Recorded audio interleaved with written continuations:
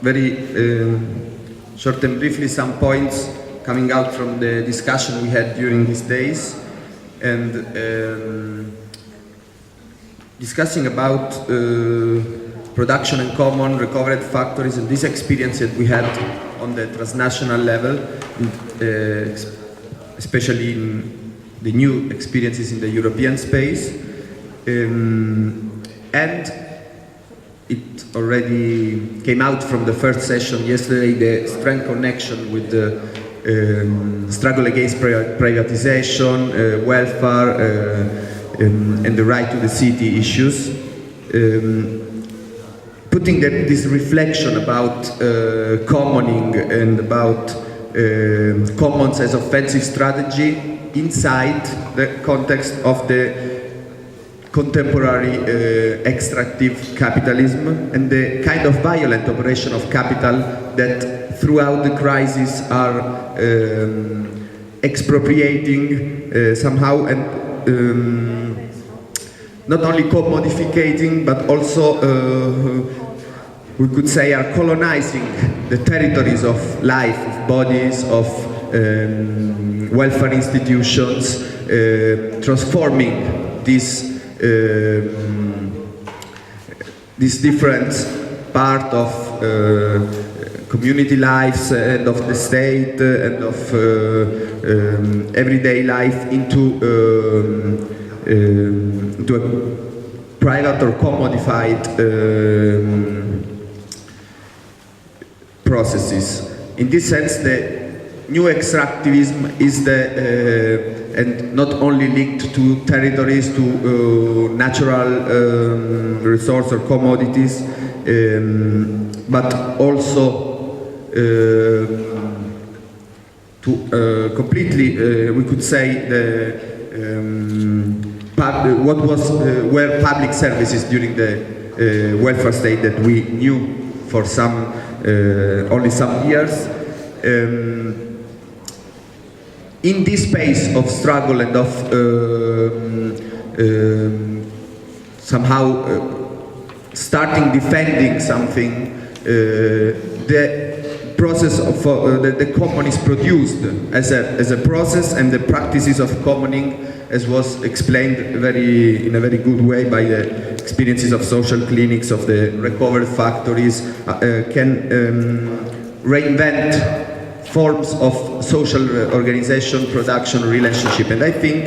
that this form of reappropriation and in thinking the welfare, but also the city, the space, the production of space, the law and property as battleground,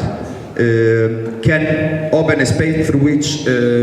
self-management and this kind of experiences becomes not mythified but concrete material experiences through which we produce and invent also new form of institutions. It means autonomous, it means counterpower related to what the state of capital and capitalism is, how is reorganizing our lives. And just two small points related to the relationship to the state. It's very interesting, the experiences of self-managed school, of popular education in the Argentinian experiences, mainly inside the recovered factories, the occupied factories, that organized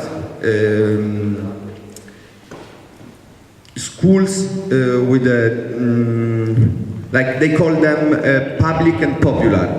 It means they are public, open for all. They claim recognition and financiation from the state, but claim for total autonomy and self-management of the form of education, the form of the way through which they organize and defines in a self-managed way, linked to social movement, to communities, to recovered factories, this kind of